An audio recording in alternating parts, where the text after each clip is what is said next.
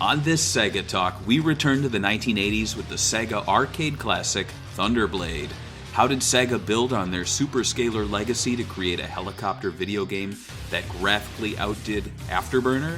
What does the game play like on the Master System and Mega Drive? Find out as we spin our blades on Sega Talk.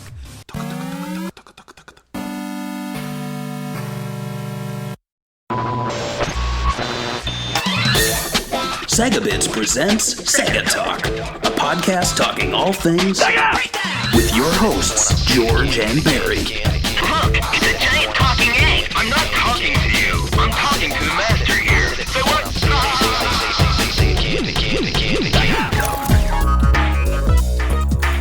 Hello and welcome to episode number 112 of Sega Talk. I'm Barry, with me is George. Hello, everyone. And on this episode, we are going to be talking about Sega's Thunderblade. And this is actually a me pick. I picked this one.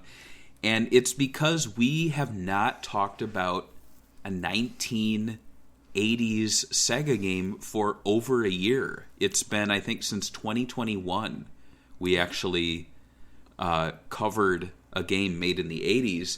And yeah, I think I messed up because I was thinking, well, we did Outrun, we did Hang On, we did Space Harrier, we've done Afterburner, and then I went back and realized we did not do Afterburner, so I skipped Afterburner, but I'm so glad I did, because why? I feel like why? There's... Well, first off, if you're new to Sega Talk, we don't go in order. In fact, last episode we talked about the sequel to Shining Force, and we've never talked about a Shining Force prior to that. And in this case, I honestly feel like, well, there is a lot to be said about Afterburner. I think there's even more to be said about Thunderblade, and so it's going to be, I actually think, a pretty fun and exciting episode in terms of like stuff we cover. And I'm looking forward now to going back and talking about Afterburner in the future with the knowledge that we have of Thunderblade. So if you want to support us, we are on Patreon. You can pick the episodes that we cover. We typically do Patreon picks. But like I said, this episode is a personal pick, a personal pan pizza pick. So let's dive right into it. Well, my topic, I think I said it a few times, is Thunderblade. So this game was released in 1987.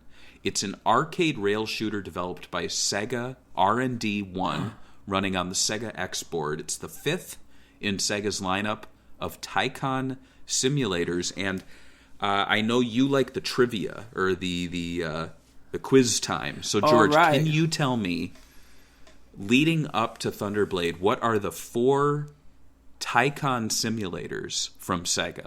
And you don't have to go in order, but if you want to, you get bonus points, I guess. Oh, really? Okay, I think it goes Hang On, Outrun,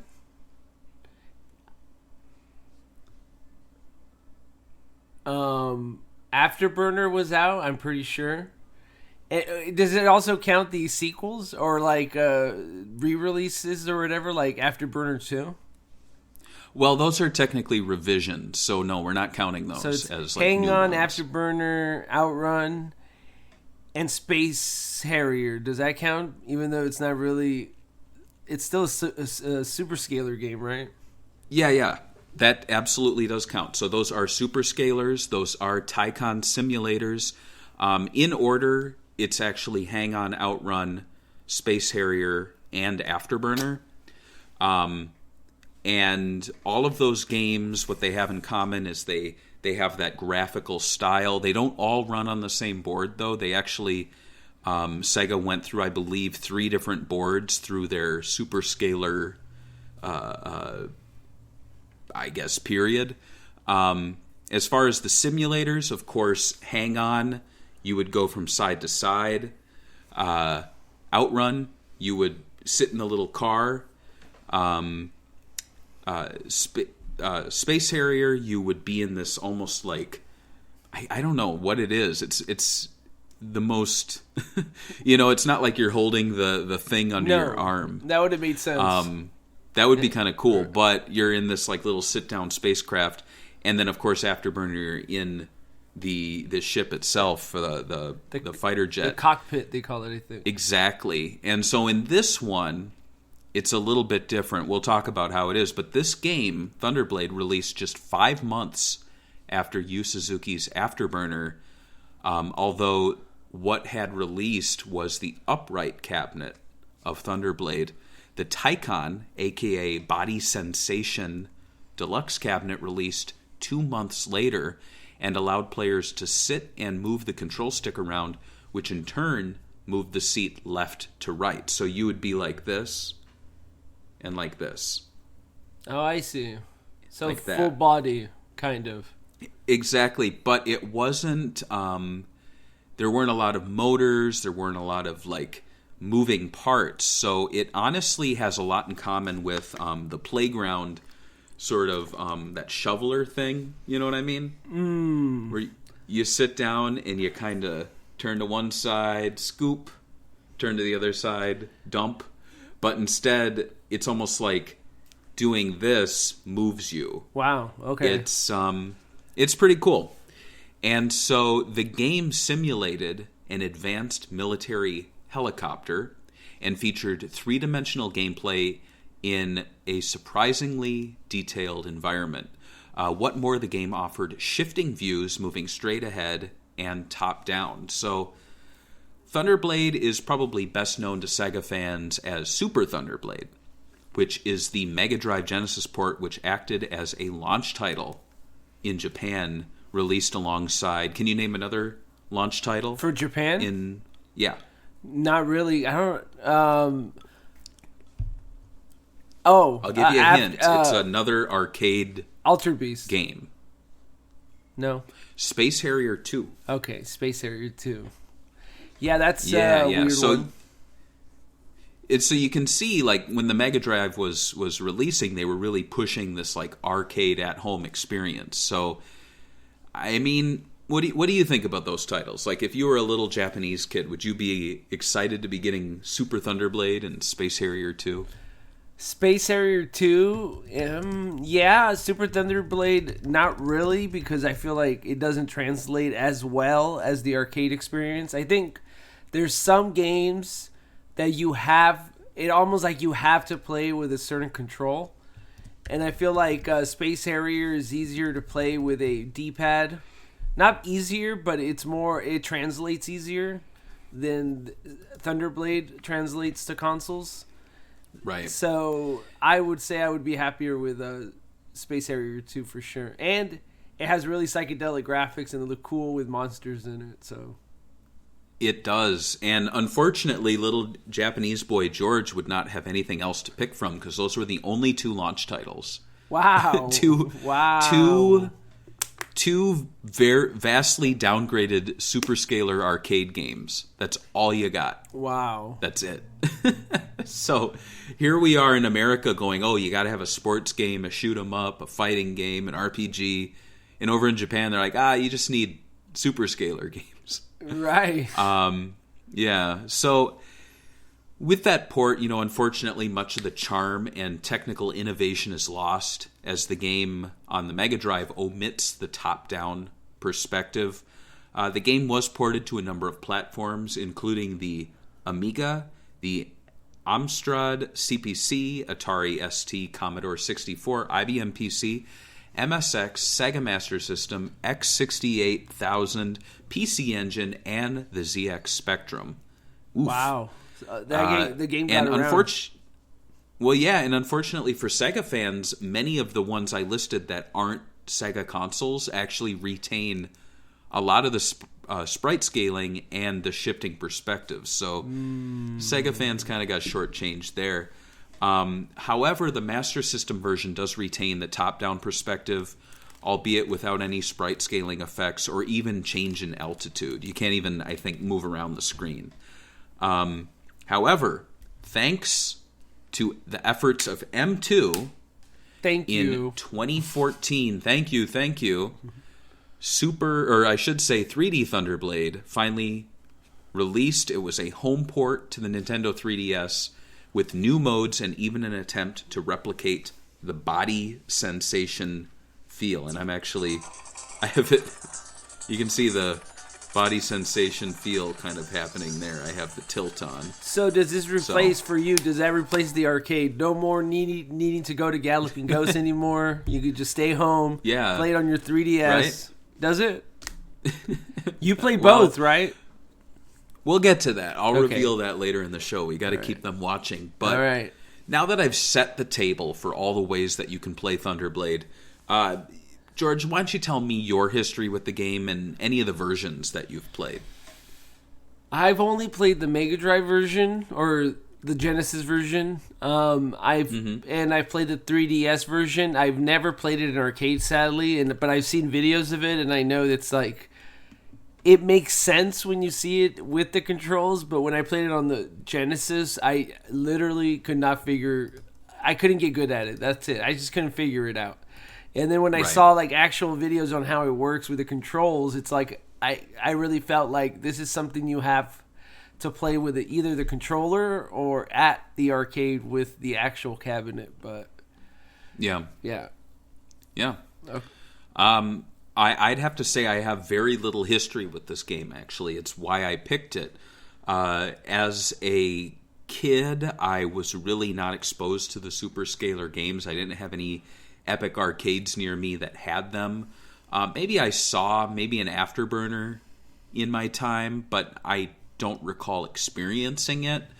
In fact, I think probably the first time I saw Afterburner was, and I correct me if I'm wrong, Terminator 2. It's in that game, or in that movie. Right. Yeah, and it just, I didn't know it was a SEGA game, but I was like, oh, that's kind of cool. The Galleria? When he asks his kids, he's like, you seen John Connor? Oh, he's in the Galleria. The Galleria? I hate that line. I didn't know that's what they called it. Yeah. Dumb line. Yeah, so I didn't experience it on Genesis. I didn't experience it on Master System. Really, I didn't experience it anywhere until the... I don't know which came first, the 3DS release or Galloping Ghost Arcade, but I gotta say the 3DS release really made me... appreciate the game, and I also have to say that until this episode, I really haven't played the 3DS release all that much. Like, I played it a little bit and then died, and I wasn't aware of exactly what mode to play it on, what settings. I just didn't have a big interest in it, and that's actually why I picked it for this episode. Let's talk about those controls. So Thunderblade has very, very simple controls. Players speed up or down using a shifter, and then in the other hand, you use a flight stick to move up, down, left, and right, and fire missiles and cannons. And thankfully, the game provides an endless supply of artillery, so you don't have to like run out of missiles. So thank God for that. The arcade release has players making their way through 4 stages, alternating between an overhead view, in which you move up and down in altitude and fire below, and a forward-moving view, in which you fire ahead or send missiles to hit ground enemies. So you're really... I guess I'd kind of compare it to the Genesis game Dick Tracy. Have you ever played that? Yeah, I have, yeah. Where you're on the front part and you're shooting people, and then if you see anyone in the background, you got a tuk machine gun. And in this case, you're flying, you see the things overhead, shoot those, but if you start to see stuff on the ground, hit that little missile button and they'll go down. It's honestly pretty satisfying. It's a very different take, I think, compared to Afterburner, Space Harrier. It kind of stands out in that sense. I have to agree with that 100%. This game, even like the perspective of the game is a lot different. Like the way everything is, the art style, even it's weird because Outrun has a distinct art style, and it reminds me more of this one. But if you think about it, like Afterburner and this game, they look really different. Even the one's cockpit view, and this one is more third person, right? Right, yeah, and what's interesting too is that the the forward-moving view is actually shifted down just a little bit. So if you've ever seen attack helicopters, they don't fly, I guess, what would you call this, horizontal, right. But they're kind of tipped forward just a little bit, and they actually managed to do that in the perspective on the game. It's slight, but it's noticeable. And what I really like, and I'll go through the stages here now, and I'll just kind of call out things about them. So in stage 1, it takes place in a city environment, and the boss is named Mermaster. It's a marine fortress just off the city's coast, and it appears in an overhead view, as do, I'd say, almost every boss. And what I really like about that stage 1 is there's these buildings, and the way they did the buildings is they're like pancakes, like a stack of pancakes. And as you move the ship or your helicopter around, the pancakes kind of shift just a little bit to give you this like perspective shift on the buildings. And it works both moving forward and, even more impressively, I think, top down. And you can actually, I don't know if you can land on the rooftops, but if you crash above one of the buildings, you take off again from the rooftop. So there's this really cool, like, levels sort of, like, I don't know how to explain it. You know what I mean? It's like the ground's down below, the tops of the buildings, but they're all surfaces, which right. I don't think I've ever seen in any other superscalar game up to this point. They added a lot of depth to the... Yeah. And I would say this is kind of like AM2's way of doing a at the time, high budget shoot 'em up game in a way. It's like a unique take on a shoot 'em up genre. Like, there's no game like this in the shoot 'em up genre. And I'll just correct you real quick. This was not an AM2 game. Okay, sorry. In fact, it was no. It's cool. It's Sega R&D 1. However, they are using the Sega X board, which was developed by Yu Suzuki and his team. So it's like they gave them the tools, and then they worked with it to find new, fun, and inventive ways to present these stages. So, for example, stage 2, it takes place in a mountainous area with trees and caves that you pass through. There's a really fun little moment at the beginning of stage 1, which always starts top down. Every stage does. And if you're in this like this valley, and if you fly upwards, the valley, you see more of the mountains, and there's this little outcropping where there's enemies on like a ledge, and you can actually fly over and shoot them on the ledge. And it's just a fun little touch. Like, they don't do that all too often in the game, but to have this like this thing where all the enemies are down below in the valley, but then there's a little cliff that you can actually fly up and fly over. It's a level of 3D that I have not seen in any other Sega arcade game up to this point. It's impressive, and the cave areas that you pass through, they're much more. There's much more space, I guess I'd say. Like, it really feels like you're going forward, and you see 2 entrances. You go into either one, and there's very clear, like, how would I compare it? It's kind of like Wolfenstein 3D. You know what I mean? Where it's a very obvious map is built around you, whereas in Space Harrier, which is one of my favorite Sega games, when you go into those tunnels, it's just a mess. Right. There's no real sense of space. Mm-hmm. It's like you just go and there's a roof above your head, and there's all this shit around you. Right. But there's no special entrances, nothing like that. And when you get to the end of this stage 2, you fight Marauder, which is a large ground assault vehicle. And then moving into stage 3, it takes place over water amongst jungle ruins. I almost felt like it was like a 16-bit or like a superscalar Panzer Dragoon. Like, it looks very much like that game with the temples and like random columns coming out. The boss here is a massive bomber named Blackbird. And then finally, stage 4 takes place in an industrial area at night, with the boss being a stationary fortress called Chaos Producer. What a name, right?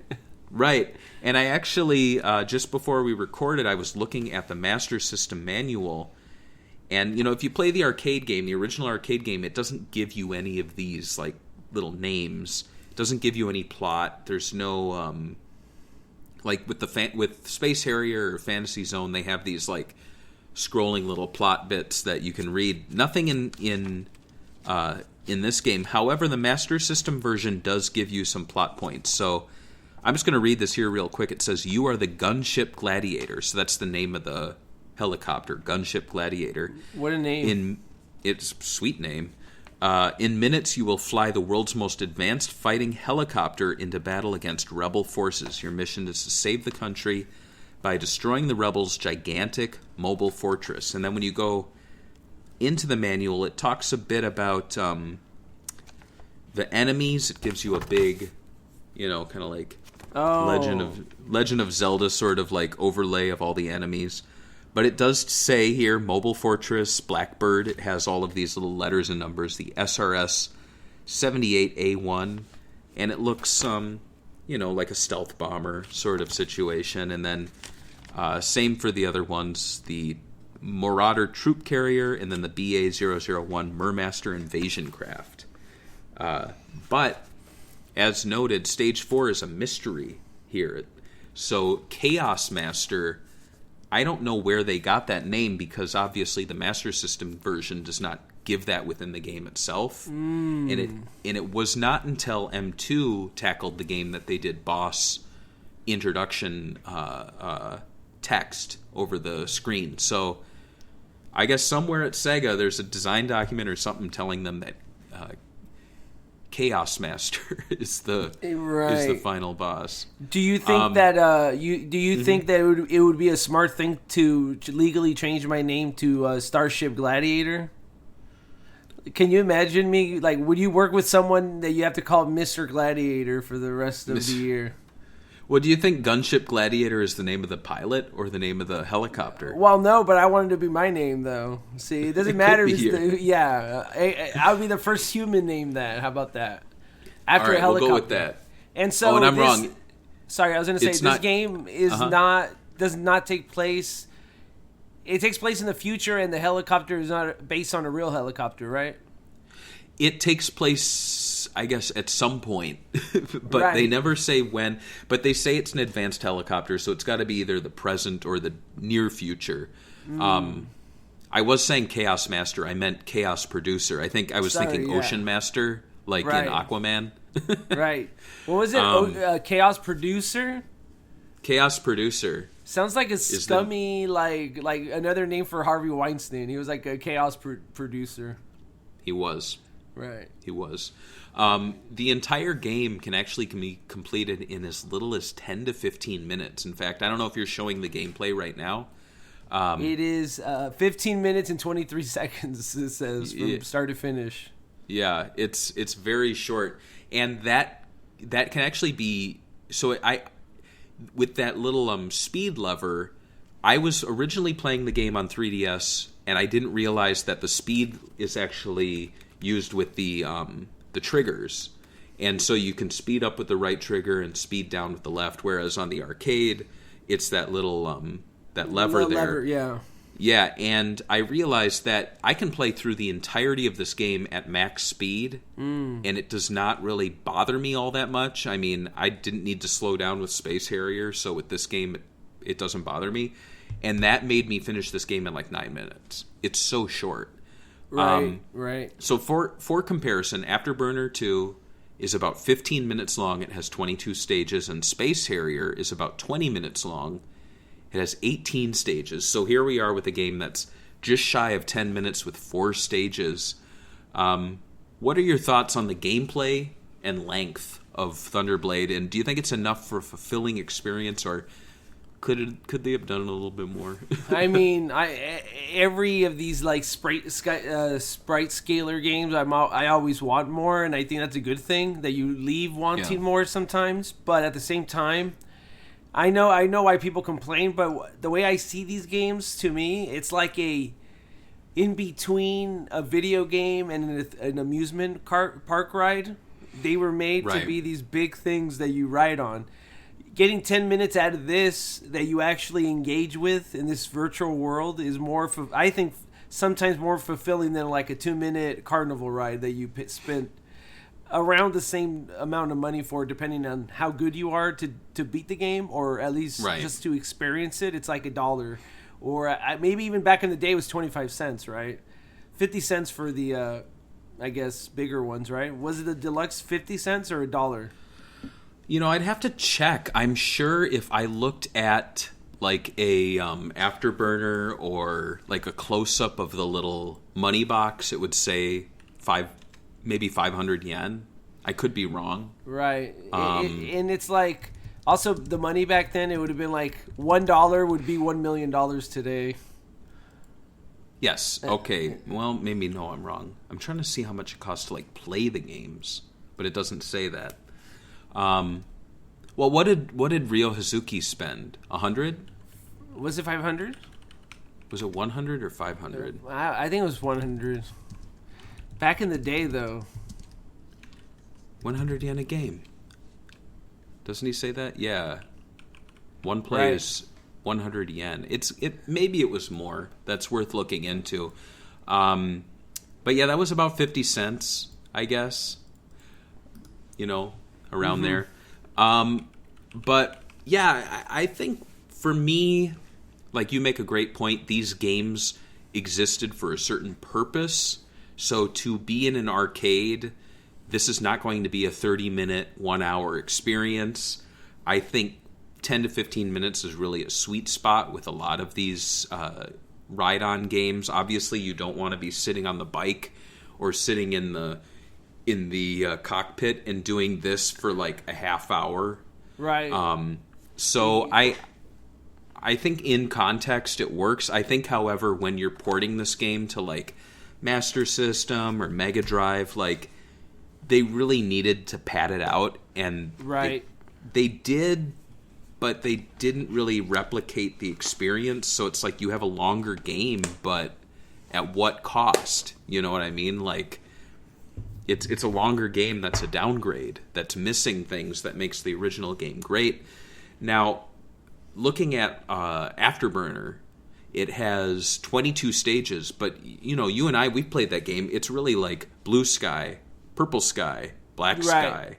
Yep. Not much variation. But with this game, you look at all 4 of those stages, and they're very unique. They're very well designed. It looks like a lot of thought was put into the art direction.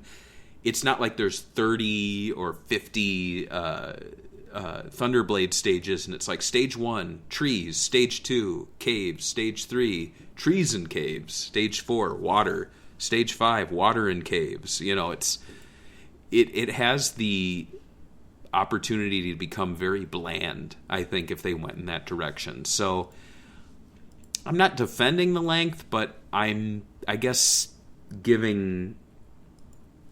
I'm looking at the positive side of the length and what they did. Because I think if this game was like 4 stages and they were all very bland, I'd be complaining. Like if it was just different sky colors. If it looked like Afterburner and it was just literally like 4 stages of Afterburner and we're done, we're calling it quits.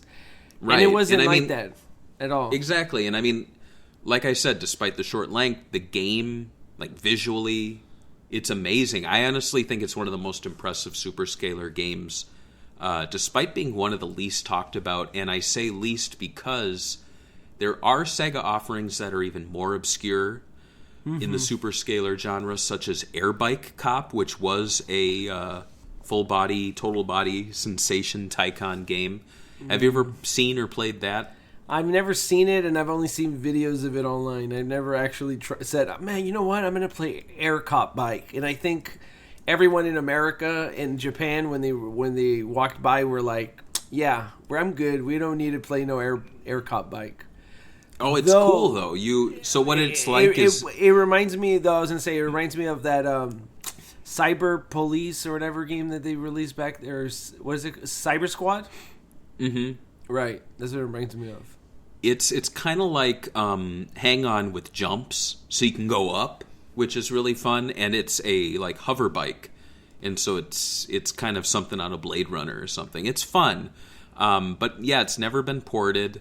Another game is Racing Hero, which is just kind of like a car racing game, but it's a later game, so it's got a lot more details. It's kind of like if Outrun was more of a racer, which is cool. And, thanks to the SEGA export, the game actually displays 256 sprites on screen at the same time, which is how they can make all of these really impressive shifting buildings, all these enemies coming at you. And just by looking at the game in action, what visual tricks do you see that may have appeared in past SEGA titles? Anything jumping out at you? Well, I mean, the way that besides the sprite scaling and a lot of the way that the art style reminds me of Outrunners, and it reminds me of I guess what's that the card game? Outrun? Not Outrun. The other one, the Daytona? The kart racing game, Power Drift. Power Drift. It reminds me of the way that they, especially in the cave levels in the desert, how they stack it so they could give that volume, that depth of the map. It looks like they use that the way they use sprites in that game. The way they try to make it look like the tracks were going up and down. I feel like they use that trick to make the mountains look like they have volume going down. I feel like they use that trick in that stage on the sides. I don't know. It just when you move and they move, it looks like there's pixels stacked in the bottom. That's why. That's interesting. Okay. Yeah. It definitely feels like Afterburner 2.0. Like they really pushed what the hardware could do. It's impressive. I really did like in Power Drift how the screen would tilt. I think that was a fun innovation. Again, I mean, it wasn't a shifting perspective where you were looking down and then looking up, but it was a fun new way, I think, to, especially with the cabinet, to have the screen interacting with the movement, which is what this game does when you go left and right. So, lots of really clever uses of the technology here. I think. What do you think is the best looking sprite scaler game? I mean, art design alone, I'd have to go with Outrun or Space Harrier. Right. But those are classics. But I would say visually impressive. Probably this one. It's just and we'll show a video later on. But there's video of me playing this game at Galloping Ghost, and in the comments, so many people are like, "Oh my god, the perspective shift! Oh my god, look at those caves!" Like, I think so many fans have this in mind, the Master System or the Mega Drive version, and when they see this, they're like, "Holy shit, they were able to do that back then!" And that's how I am when I play a lot of these games, like Air Bike Cop and Rad Mobile.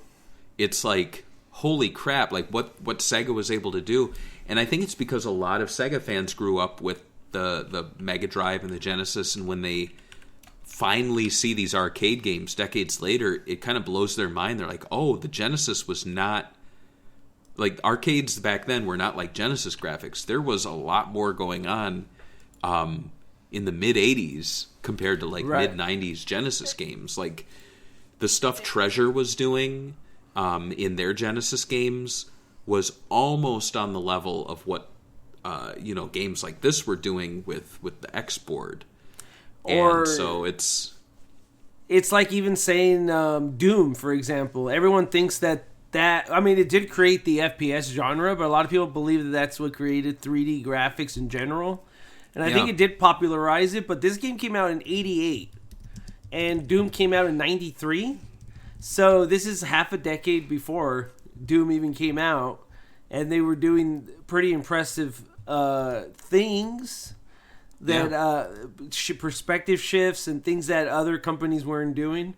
So I think a lot of Japanese arcade developers don't get the credit they deserve for pioneering a lot of tech like this, and it's always some other big game that gets the credit. And it's funny you'd bring up Doom because on the Sega X board, there is a game called Last Survivor, released in 1988. And it is one of the first examples of a 3D third-person shooter. On Sega Retro, it says it involves players traversing a maze and shooting at opponents. And it predates experiments by ID Software, who's often credited as inventing the first-person shooter genre by 2 years. So, I mean, to be quite honest, like Sega pioneered kart racing, Sega pioneered first-person shooting, and yet people go, "Oh, it's Doom and Mario Kart, man." Right. Well, that's revisionist history for you. I'm sure right now some YouTubers like, "Hey guys, here's the history of first-person shooters. The first game was Doom." The first game was Wolfenstein 3D. But no, check out Last Survivor. Going back to Thunderblade. Often Thunderblades bunch together with Outrun, Space Harrier, Hang On, and Afterburner. It's worth noting, as I said earlier, that this game is not a Yu Suzuki creation. The game does run on the X board, which was pioneered by Suzuki and his team. But it's about as far as you would go with the Suzuki connection. Thunderblade was developed by Sega's AM1 division, and their previous works included games like Shinobi and Choplifter. Choplifter.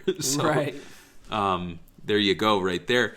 However, the game was inspired by John Badham's 1983 action movie Blue Thunder, as well as the subsequent TV series, and was an attempt to retain the thrills that made Afterburner a hit. So if Afterburner was kind of Sega's response to movies like Top Gun, right, which made a comeback, so we need a new Afterburner game.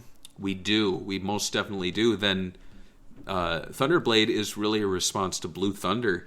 And let's actually watch the Blue Thunder movie trailer and see if we can... Can we legally watch this and we won't get in trouble? Muted. Maybe muted. I don't know. Oh, no. I'll put it on low. I think we're fine, right? It's a trailer online.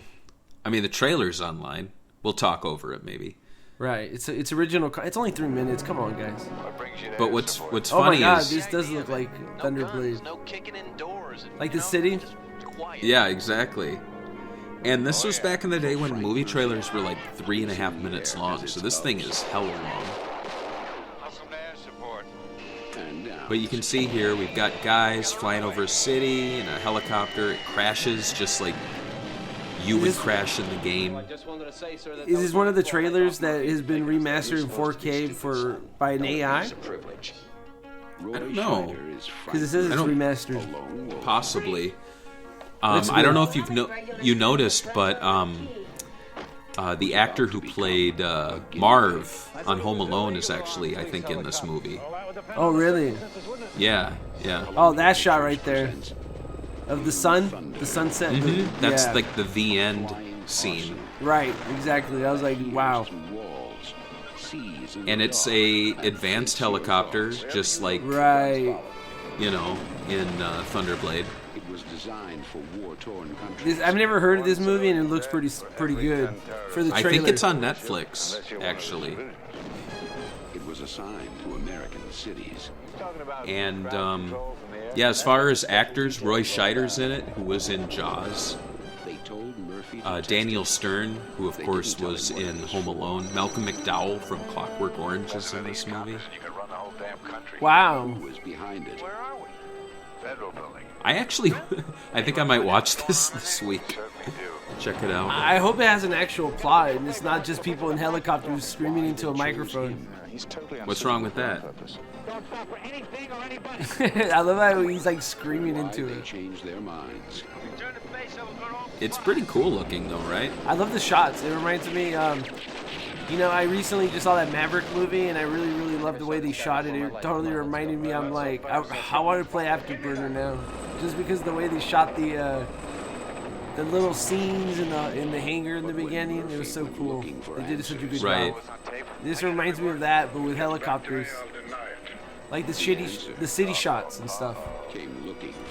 The shitty shots. The shitty shots. There you go.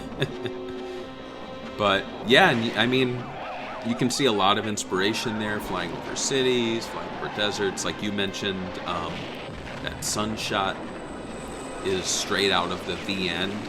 Right. So we don't have to watch the whole thing. It Right. goes on for, I think, another minute here. But yeah. And you know, what's really interesting is that Thunderblade actually features a digitized still from this movie for the title screen. I believe it. And they did not credit the movie or the studio itself. The screen's still there on the 3DS release. You could see it in the video. I'm showing it now, but yeah. Yeah, and I don't think Sega got permission to do this. In fact, I should, after the show, maybe check the credits for Thunderblade on 3DS, see if they mention anything. But I honestly think it's just like blatant copyright theft. You know, it's really funny. And, you know, the game is quite similar to other body sensation machines from Sega. The Thunderblade Deluxe cabinet is incredibly unique and possibly the most active in terms of motion since Hang On. What more, the game does not rely on motors or hydraulics, as I mentioned. Instead, it uses the player's own body movement. So you are far more likely to find a fully working Thunderblade cabinet in the wild than you really are any other Sega body sensation machine. Just talking about Galloping Ghost, they have Galaxy Force, Afterburner, Space Harrier, and Thunderblade Deluxe cabinets, and the only one that's always working is Thunderblade. All the other ones, they turned off the motors and hydraulics. Honestly, I think it's because larger Americans wear down the machines or break them. I agree. And that's I agree that's with no that. slight on Americans. Like, these games were built for smaller people, Japanese people, Right. Americans in the 1980s. right. Like, Not full size, full grown 2000s Americans. no, and I mean the R360, which they actually have there, which they occasionally put up and running, can only hold people who are 200 pounds or lighter. What? And For children only? In America, that would be like, what is this for elementary school kids only? Well, that's the thing. Like 2 years ago, I couldn't ride it. Now I can ride it. So you know that's the R360 diet. But you just have to get. No one's gonna like weigh you right there, right? Do they have like a weighing machine? And that's like the dangerous bit about the arcades, right? When you see someone, you're like, bruh, you're pushing. You're like, come on, you shouldn't be doing this. Well, I think they kind of give you a look and just kind of go, I don't know if you can ride this because it might. It's not about. It's both about kind of like you might break the machine, but also you might hurt yourself because if you're going upside down or sideways in the R360 and the game breaks down, you could hurt yourself or get stuck. Right. Breaking it for everyone else, it's like, come on, dude. Yeah, exactly. And Right. in the case of Thunderblade, I think it can hold a reasonable amount of weight. I think it's more like going back and forth so much might wear it out. But from what I've seen, last time I tried it, it was working just fine. And I will say that even modern arcade machines made right now break down all the time. Like when I went to Dave & Buster's, the DDR machine, I think like 3 machines had some sort of issues that were being in the middle of being maintenance. Like the DDR machine had one of the buttons broken, one of the guns was a little off in Time Crisis. It just happens, right? And the more the more mechanical things that happen with the machine, the more things that break down. It's like a VCR or the Sega CD original version, right? Compared to the open lid version. Right, yeah. Dave & Buster's, more like Davey Busted. Are they out of business? No, they're around. Okay. Some of them closed. But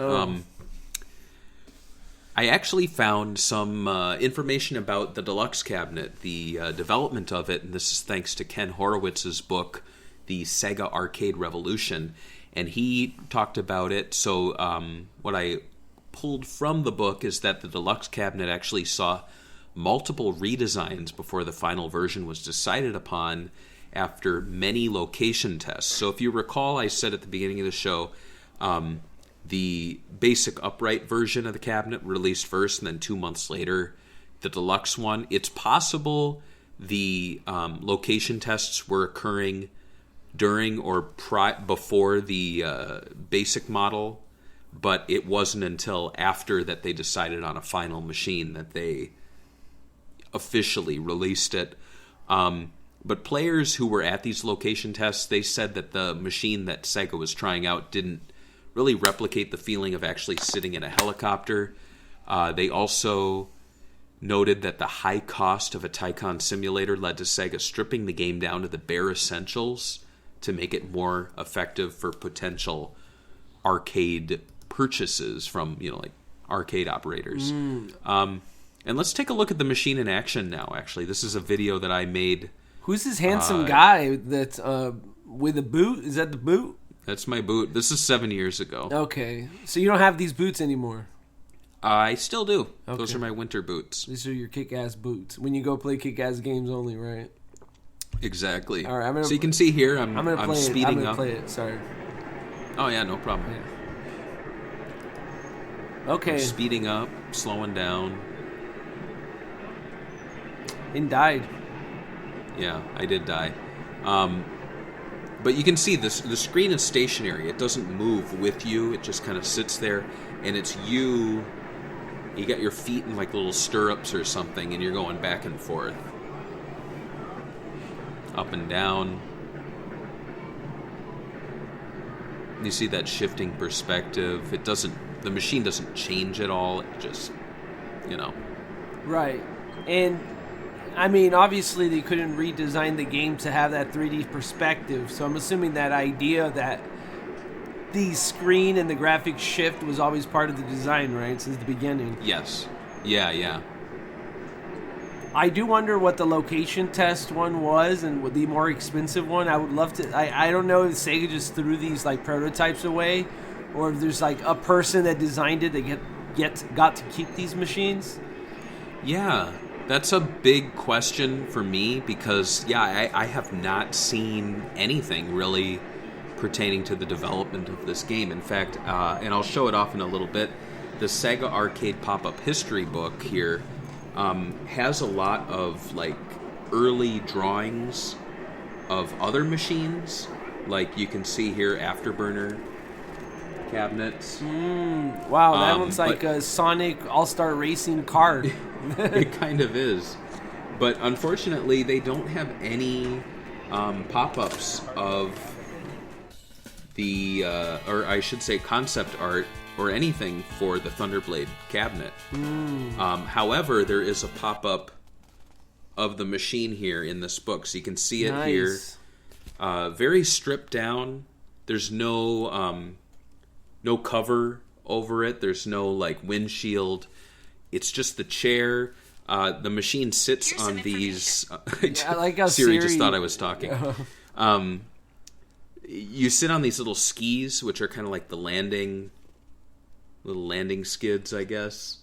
But yeah, basic, very simple. It's probably the smallest of all the Tycoon machines, but still, I think pretty impressive. The game's soundtrack was written by Koichi Namiki. All right, that was pretty good. Okay, I'll give it. Just call him Mickey Mouse. Mickey of Super Hang-On, and Toru Nakabayashi of Alien Syndrome. Oh, that was pretty good. And it features jazz funk-inspired music with a focus on drum and bass guitar. The duo composed around 6 themes. However, due to the short length of the game, several themes composed by Nakabayashi were not used, so a bulk of the soundtrack was done by Namiki, and thus he is often solely credited.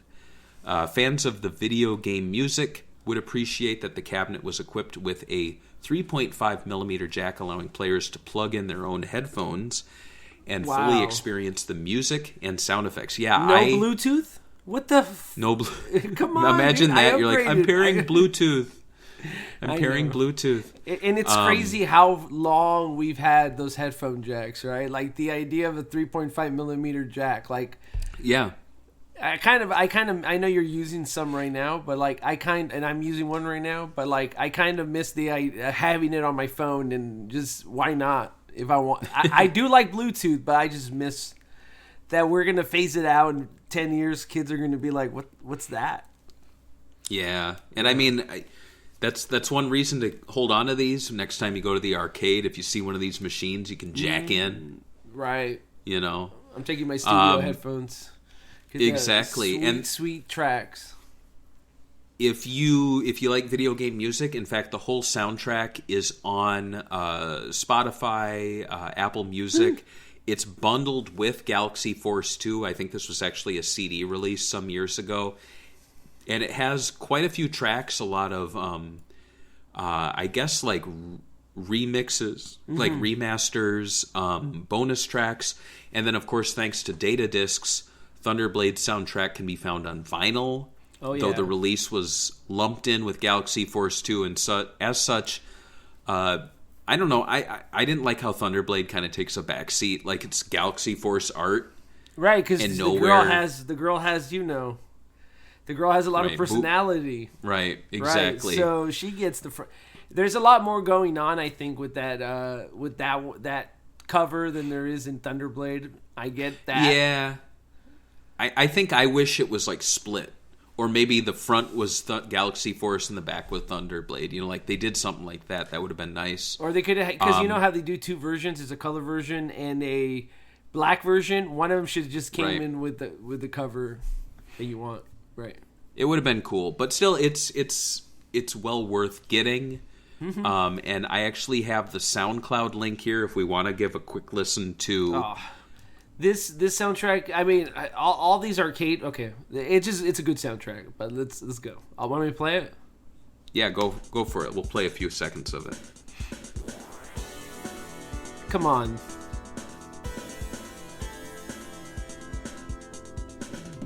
Isn't that nice? Yeah, it's great. I mean, this era, Sega was on... their arcade stuff always had to have that catchy... Outrun, all these Super Scalar games had really, really good soundtracks. Can you think of one Super Scalar game that had bad music? No. They're all perfect. Perfect. But yeah. What do you think about the soundtrack overall on vinyl? Like, people have been telling me, I usually buy the soundtrack, the vinyls, because I like the idea of having these big artwork soundtrack that's big. Like, CDs are cool, but they're so small. Like, I just enjoy how big vinyls are. That's it. And people are saying that, like, it's useless to get these on vinyl because they were always digital, right? So there's no reason to actually listen to them on vinyl. What do you think about that? Right. I mean, the way I approach it is that there's so much video game music out there that I'm not going to own CDs of everything. I buy a CD only in special occasions. Like, for example, just recently with the Mega Drive Mini 2, I bought the soundtrack with the Fantasy Zone and Space Harrier 2 music.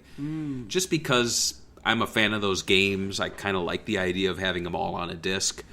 But, you know, by and large, my video game music collection is either a bunch of digitized stuff on my computer or a little stack of vinyls, because for me, it's like you said, it's the artwork, it's there's a whole, I don't want to say it's like a ritual or anything, but there's a whole experience in listening to a vinyl that does not exist really with a computer or an iPod or even a CD. Right.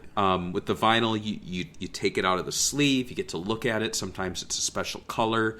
You lay it down, you start up the machine, you turn on your speakers, you lay the needle where you want it to go, and it kind of insists on being listened to. It's a more active experience. So you typically don't put on a vinyl record and then do something else, because in 15, 20 minutes you're going to have to go back, turn it around, select a new track, put a new vinyl down.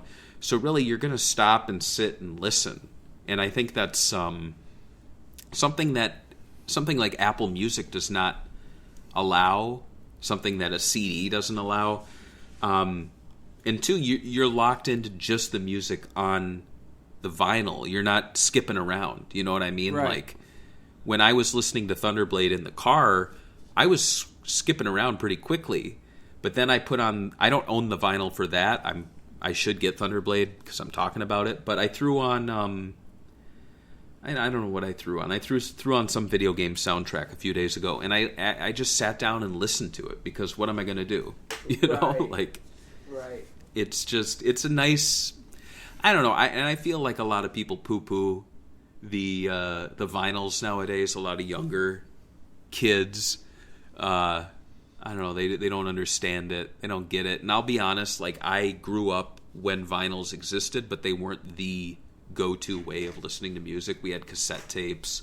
CDs were becoming popular, but oh yeah, they were still there. I know about them. I grew up on VHS tapes, so it's not like I'm getting vinyl and going, oh, how quirky this is. It's more like, oh yeah, we used to have these and now we have them again. It's great. So going back to the game, compared to Afterburner, Thunderblade actually sold far less in Japan than in the US. Yeah. However, it sold far better than Galaxy Force, which released after Thunderblade. I believe that. And it is said that Thunderblade sold 3 times as many units as Galaxy Force. And this is my own take on the situation, given the price of an Afterburner or Galaxy Force Tycon cabinet compared to Thunderblade. It's possible that it wasn't even a major loss to Sega. Like, you saw my video there. It's a video screen. It's just like clunk, clunk. Well, actually, here, I can show you the pop-ups. Like, here's Power Drift. Look at that. Massive machine. Nice. Here's Thunderblade.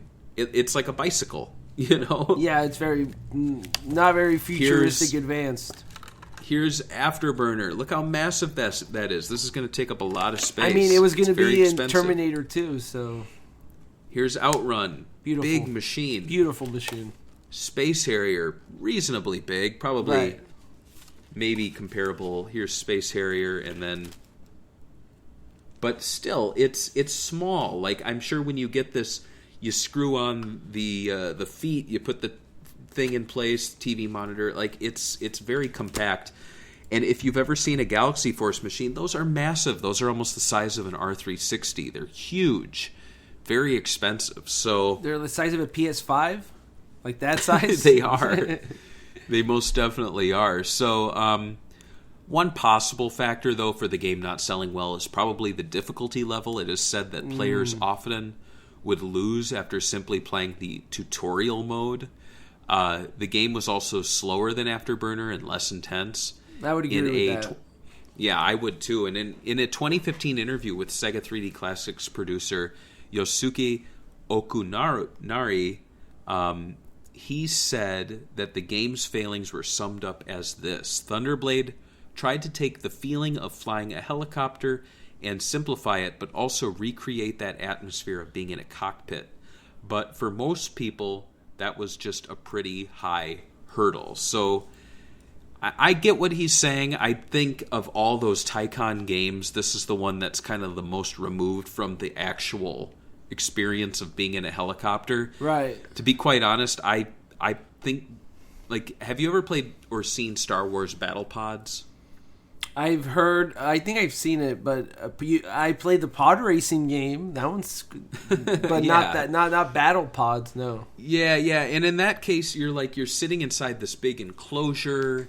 The screen kind of fills your view. Like, that's much more immersive. That feels like you're really flying a starship or something. In this game, it's kind of like you're sitting on a bicycle or a workout machine and moving back and forth. And it works, it's fun, but it does not feel like you are flying a helicopter. There's no helicopter simulation there. It's, but it's still a fun game. He also said that the game lacked a satisfying ending and did not loop. So, like, what would a satisfying ending be? Like, let's be honest, like, let's say you're a kid, you spent $50 trying to beat Outrun, and then you get to the end, and all of a sudden you get a trophy or whatever. Is that like a satisfying ending compared to going to the sunset? I think it's because there's no story, so there's no push for, like, what am I doing? I'm just fighting all these weird machines. Whereas with Space Harrier, welcome to the fantasy zone, get ready, and, like, there's this whole, like, you did it, you saved the world, the end, like, there's a lot more, and it's more of an epic journey going through all of these stages. Whereas with this one, it's just like, oh, I went through 4 environments, I blew up some weird machines, and I guess we're done. There's no real feel of an end boss or an enemy truly being taken down. It's just kind of like, oh, Area 4 is done. The end. I agree with that. And other Tycoon games, they did not loop, but they were longer, so it felt like a more involved process. But like I said, 4 stages, you're done. 15 stages, like when I play Space Harrier, again, one of my favorite Sega games, I'm done. Like, I feel like I've accomplished something and I don't want to keep playing it. Right. I walk away.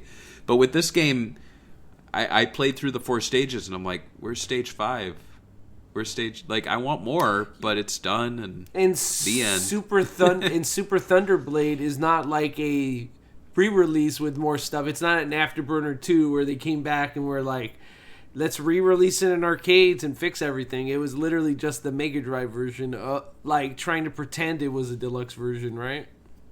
Right. Well, let's talk about the Mega Drive one. Let's jump right to that. So there's some footage here people can check out.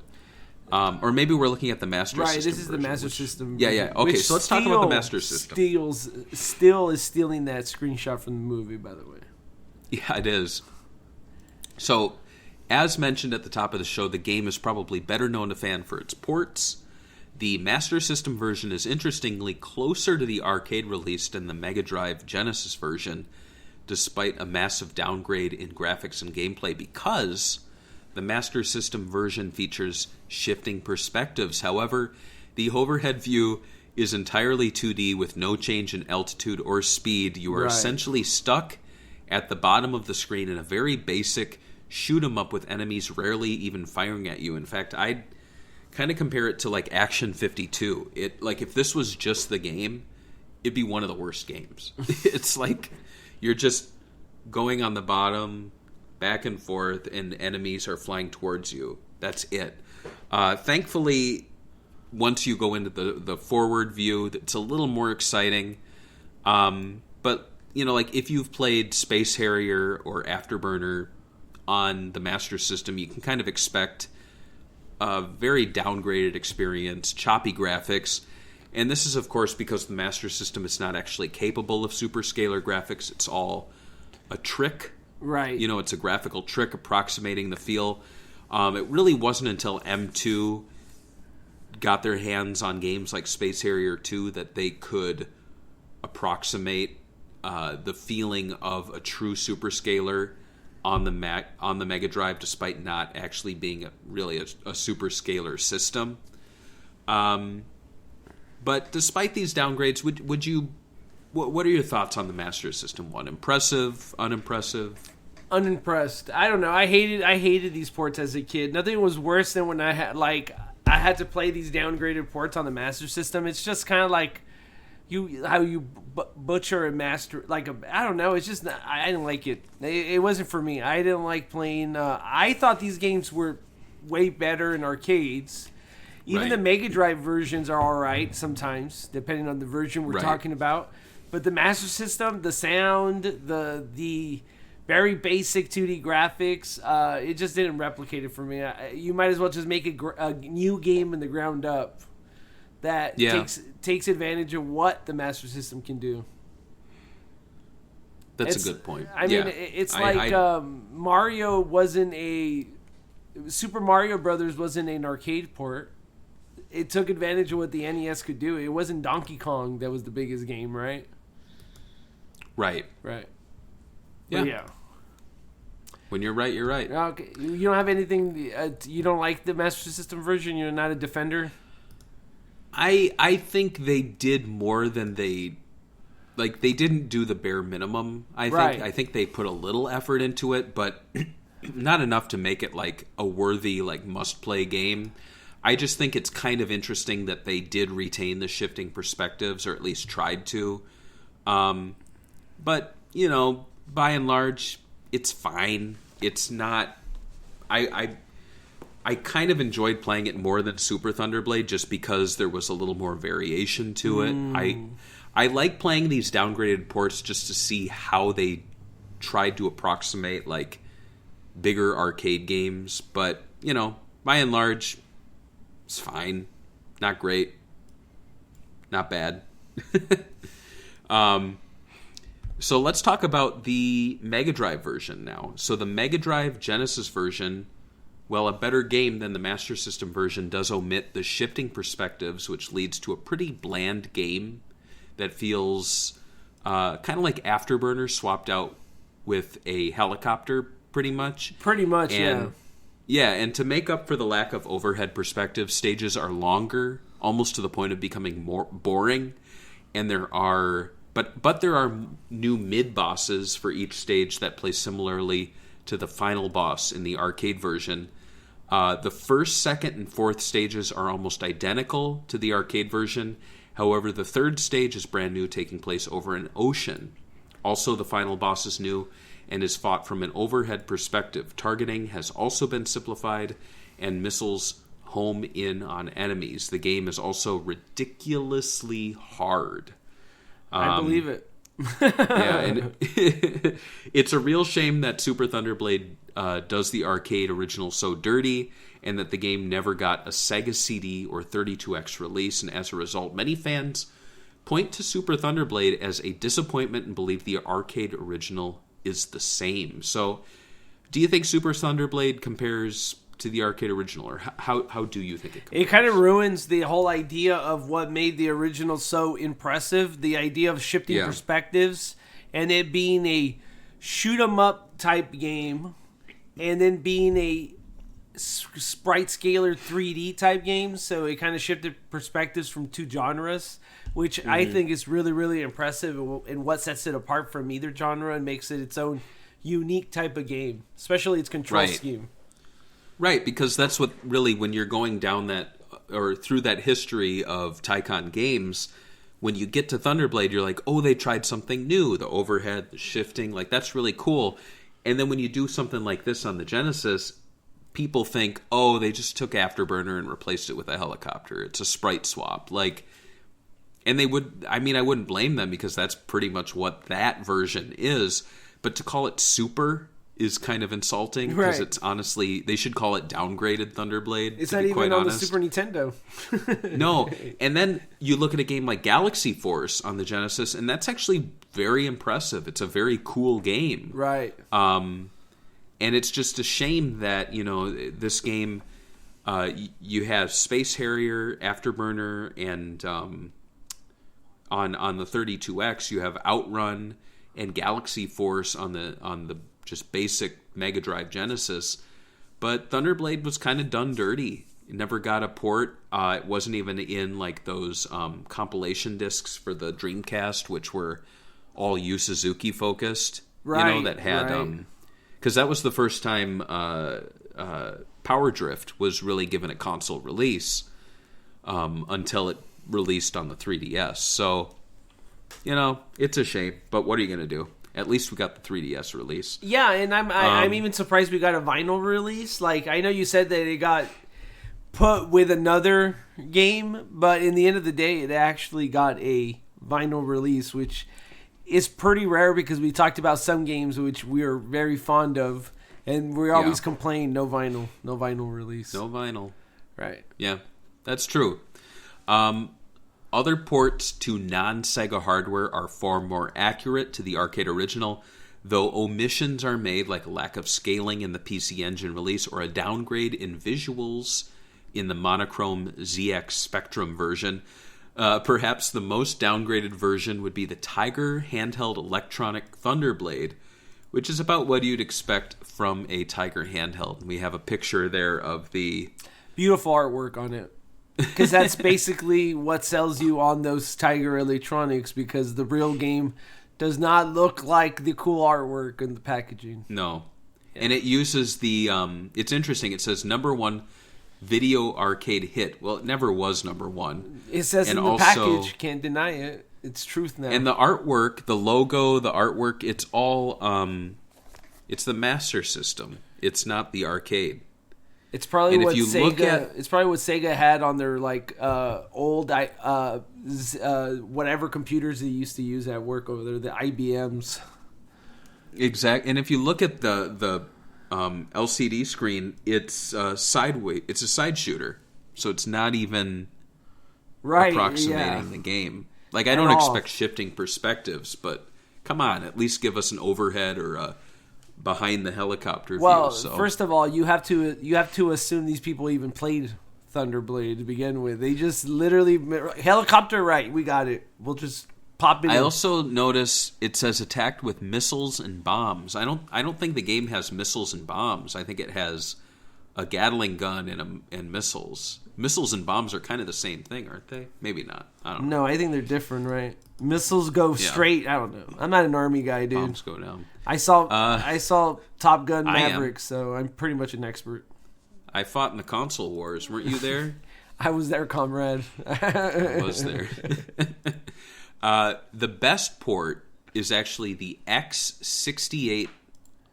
I don't know how many zeros there are there. Version. Ported by SPS and published by Sharp. Sprites are smaller and there are less on screen, but the game is close to arcade accurate. And what's really cool is that the original Cyberstick, if you remember that, it actually works with the X68000 release, meaning it is possible that the new USB Cyberstick for the Mega Drive Mini could work on a PC emulator playing Thunderblade. And actually, we have a video here. It's a look at the original stick working on original hardware. So let's check that out. Wow. So computer people got the best of everything. Yeah, look at It's that. pretty It's impressive like the arcade. for like a home. I mean, you can see there's a little less going on the screen.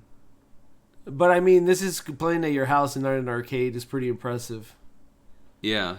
And the fact that, like I said, like I haven't had a chance to try it yet, but I think tomorrow I'm going to try to emulate the X68000 and hook up the USB Cyberstick because it's made for this. Like, it's got both of the controllers right there. Everything you need.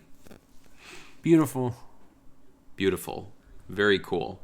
And actually, I'm very happy that M2 and Sega actually shined a spotlight on the Cyberstick because I love it. I've been playing Space Harrier with it, and it's just chef's kiss. It's amazing. It's so fun. As mentioned, hey, speak of M2, thanks to the work of M2, we finally received a home port of the game that is arcade accurate in the 3D Classics release for the Nintendo 3DS. However, it's unfortunate the game that did not appear on Sega Ages for the Switch so that players could see the game on their television set, but the 3D Classics release does give a very fun bonus of emulating what it is like to sit inside the Deluxe cabinet, complete with gyroscope controls and real recorded machine sound effects. That's right, M2 actually went to the Sega archives. There's photos of it for other machines where they have microphones inside like the Outrun cabinet or whatever. And this game is a loud game. It's like wump thunk, wump thunk. It's fun. In addition to the 3D effects, the game adds new difficulty settings, making it impossible to crash into buildings, which is like it's a game changer. It's amazing. I like when they do that kind of thing because it really does change the way you play games sometimes. Like having no traffic in Outrun was so cool. You could just, I just want to go on a cruise. And then there's literally no traffic to worry about. You could drift as wide as you want, as tight as you want, whatever. And you saw my footage of me playing at the Galloping Ghost. My first death was hitting a building. And in this game, you just bump against them and it slows you down. It also features remixes of original in-game music that you can toggle on and off, as well as a special mode that made several changes to the original game, including a fifth stage that's added. And the helicopter has a new color, as well as weapons being enhanced, and enemy and obstacle patterns being new. Bosses also have special introductions, and a new end boss is added. So following the defeat of the final boss from the arcade original, players actually continue flying past the remains, and they go deeper into the fortress before they venture outside. and they encounter a flying fortress called Grantanoff, which resembles the back of a Star Destroyer from Star Wars. And what you do is you shoot out all the engines, and then it crashes into the forest, and you fly over it. And honestly, like, all in all, the 3D Classics release, it elevates Thunderblade. It fixes many issues, including difficulty and length. And despite not being rated as highly as other 3D Classic titles, I think Thunderblade's probably the best in the lineup, just because it finally brings the arcade original home and fixes just about every issue that people had with it. And I'll come out and say right now, I love Thunderblade now. Like, you know, it's one of my more favorite Superscalar games, specifically on the 3DS. Like,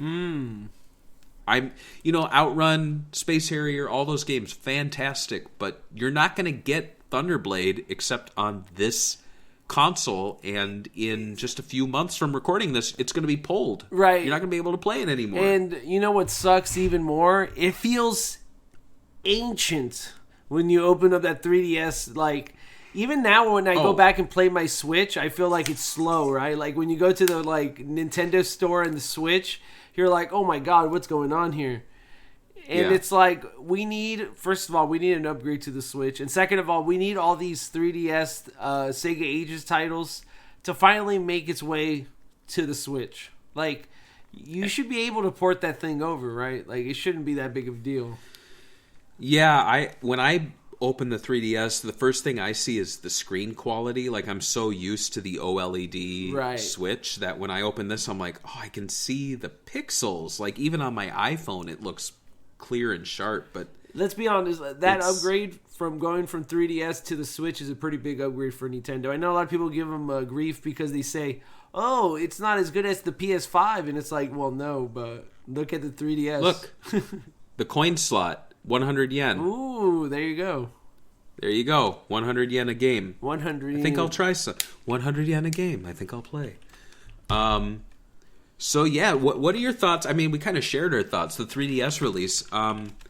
And what other classic Sega games do you think would or could benefit from M2's work? Like, what's your dream M2 release? Dream out of everything that they haven't done? And I will stipulate anything up to, like, Mega Drive Genesis. So no Saturn, no Dreamcast. I would love them to just finally make and you know how they used to do, like, when they did Sega Ages, they used to do a collection where it was like the Treasure Box set or the Fantasy Zone collection. I would love for them to finally do a Shinobi collection where they get all these obscure random titles. They have kind of like a connection with each other and kind of like a timeline and all this history with it, because I really, really love the Shinobi games. I think there's so many of them spanning so many different types of feels and like, you know, we talked about it, right? There was Super Shinobi 1, 2, and then we have here in America 1, 2, and 3. We have the console trilogy, the arcade trilogy. It would be cool to finally have them all together. Maybe more concise story that connects some of the console storylines together. That would be cool, I think. What about you? I'll go a step further. I'll say, going off of Atari 50, which is a fantastic release, I'd like to see Sega and M2 do like a Sega 65 or Sega 70. Well, let's say 65 because that's closer. And do like, bring in all of their works that they've done on the Mini and on the 3DS and on the Switch and new titles, and give us like a history of Sega leading all the way up to like the Genesis era or something, or even beyond, and give us all this, like, all these ports on one place. Like this game, and that might sound crazy, but Atari 50 alone has over 100 playable games, and a lot of them are like modern-ish, you know, like modern to the point of being like late 90s. So it's not just Atari 2600 games on here. And they even do cool things like real objects that had like working buttons that they then turned into a touchscreen like games. So you could, I mean, I don't know. Like, there's a lot of weird things in Sega's history that have never been adapted to home consoles that I think would be really fun. You know, like those hologram games. Those have never been brought over. Holosseum, I think, was one. Just like let them go all out. Give them like 5 years, or maybe not 5 years, but like a couple of years to really work on something big and impressive and something that could stand the test of time. I think that would be really awesome. And make it multi-platform, please. Oh yeah, absolutely. I'm so tired of M2 being locked to like Nintendo consoles or locked to plug and plays. Right. So before we conclude this episode, let's take a look at some of the print ads used to sell the game. So first up, we have a arcade ad. This is targeting arcade operators, and this one, it says wump wump wump click wump wump wump clink. If I was an arcade operator, clink. I'd be like, I'm not going to be hearing this all day, so I'm not buying this. Maybe this is why the game didn't do well. This ad. Maybe. Well, it says here though that really what they're trying to say is you're going to be hearing this a lot because people are playing the game a lot. So, you know, I get that. There is a phone number on here. I'm not going to call it for the show, but I did reverse look it up. And I told you offline, the owner of this number is named James McGill. Oh, which right. is Better Call Saul. Saul Goodman's original Real name. Slippin' Pill. Real name. Should I call it? Slippin' Pete? Should I call it? Right. Are you going to tell him, hey, is this the lawyer from the show on TV? Is that what you're going to say? I'm going to ask if I can buy Thunderblade here. You think that they have one? He just has it lying around? What if he's like, yeah. Sure, sir. 408. I get these calls all the time.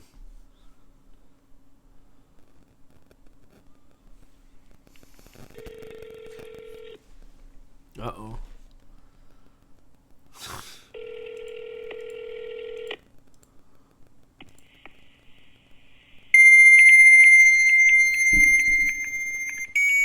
I think it's like a fax number.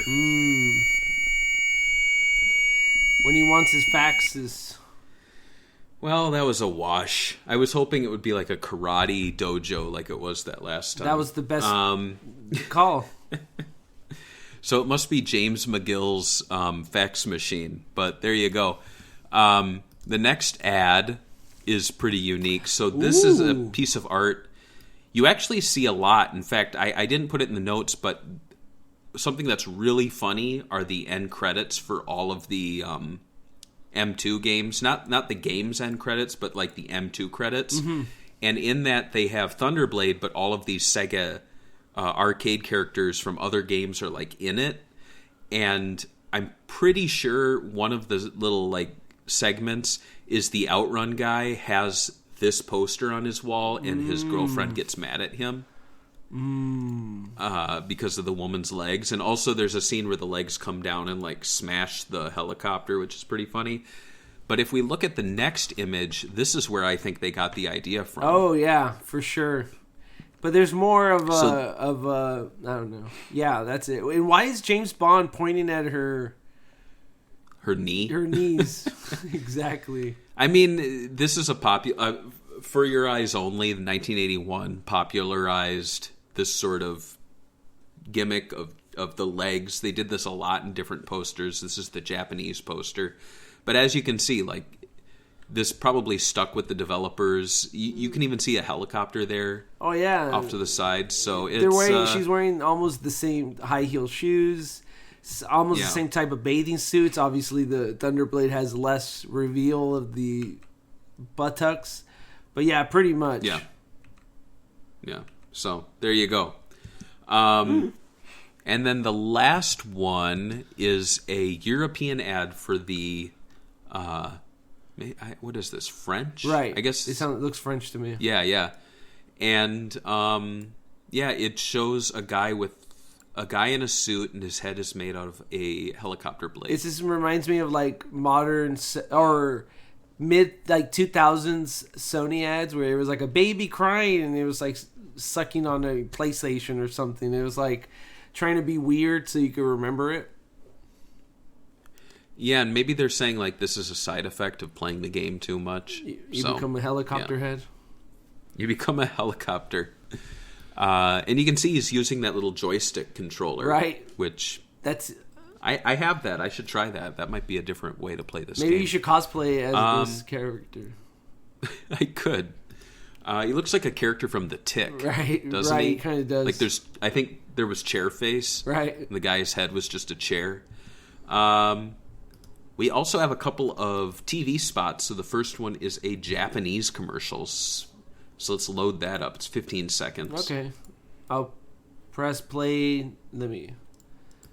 all right. I'll press play now. Wow, real footage. Not impressed with the actual gameplay, but it's cool that they have real footage, I guess. I mean, outside of that, I mean, what do you think about the commercial? Would that sell you, the real footage and mixed with the Master System's beautiful 8-bit graphics? I think it's all right. I mean, I like any game that shows a good amount of gameplay. I also kind of applaud them for doing a little sketch at the beginning with dropping a bomb. I think the Master System in general, though, was missing out on like their own Segata Sanshiro. Like it needed someone like a mascot. Commercials. Yeah, exactly. I think that's something that Sonic actually filled, obviously, as their mascot. But yeah, you're right. In the Master System era, it was a big void. Like they didn't even have Alex Kidd selling games. Like Alex Kidd should have been the one in the commercials. Like, hey, this is the new game. Yeah, exactly. Let's take a look at the American ad. This is actually from a 2-minute video, so it's halfway through, but I put a timestamp there. The challenge will always be there. I like that. I mean, it's before their, Sega Dust and all that stuff, but I thought it was a pretty cool save. All right, I'll press play now. Okay, now we're talking Whoa. Thunderblade. One heavily armed attack copter. Evil forces trashing your city. 12 rounds of major This is pretty typical for this era. Classic. Allow me. Note my aerial technique. Yeah. Kids fighting over the controller. One kid's showing it off. The cool kid with the mullet. From SEGA. And now look for the incredible Fantasy Star. Fantasy Star? That sounds cool. I know. Fantasy Star. Sega's Thunderblade. The kid? I like how Master System sold they're like, Thunderblade, and oh yeah, also Fantasy Star. I'm like, no, that's the better game. Right, for the it was more console made for, it was literally made What's funny is the kid says there's 12 rounds in the game, but what he's doing is he's taking the overhead perspective, the forward perspective, and the overhead perspective for all 4 stages, so it's 4 times 3. So they're really, that's like, I don't know, saying that Sonic has how many zones when you're actually counting the acts, right? So it's a little deceiving there. Or saying that a boss counts as a stage, Or there's also the outrun. Every course you don't take is how long the game is, right? So it's like there's a total of 1,000 courses because they also count variations and all this other stuff. It's like, cool, dude. Right. That's not correct, but thank you, I guess. They're technically right, I guess, in a way, but not really. They're whatever. They're selling you a pipe dream. It's really 5 minutes long. Wait until it's over. Well, it's over before the commercial was over. I like that he's like, wait until they see Fantasy Star, and I'm like, if they're into helicopters and explosions, I don't think they're going to be impressed by an anime game. I gotta say though, yeah, like when you're having all your buddies over and you're fighting over a controller, Thunderblade's probably the better game. Fantasy Star, what are you gonna do? Like, all right, guys, let's create our name. All right, we gotta go to the item shop. Guys, pay attention. All right, now what we're gonna do is we're gonna cast a spell. Guys, pay attention. Like they all leave. So wrapping things up, since the 3D Classics release, Thunderblade has remained pretty much dormant as far as re-releases go. Recent mini-consoles omit the game, such as the Astro City or the Mega Drive Minis, and as mentioned, Sega Ages did not bring the game over from the 3D Classics Idiots. lineup. So, do you think Thunderblade is overlooked or deserves more? I think it is overlooked. I think it does, like I said, some cool things with perspectives that other games don't. I don't think there's a game quite like it. I think it's worth looking into, especially if you have the, what is it called, the Cyber Stick or whatever controller. Oh yeah, the Cyber Stick. Or understand how the game. I would definitely read. You could play for sure, and the 3DS port is great. If you have a 3DS, pick it up. I don't know if the store's already officially closed, right?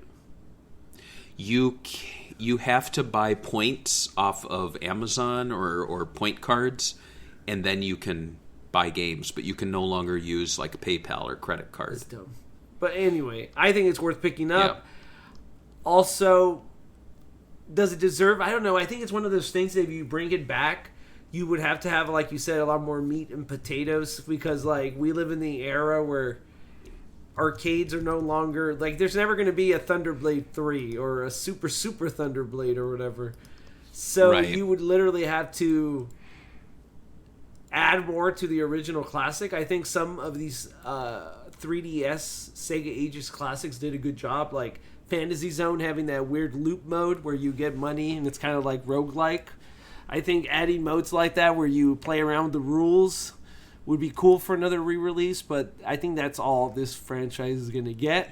And I like, the world's changed so much that the idea of having a game with a like Ferrari car or a jet is like no longer a selling feature. So I can see in that perspective, but I do like the classic game, and I hope to see it on a console, not just on a 3DS. Me too. That's what I'd like to see for the future. I'd like, at the very least, for M2 to somehow release this.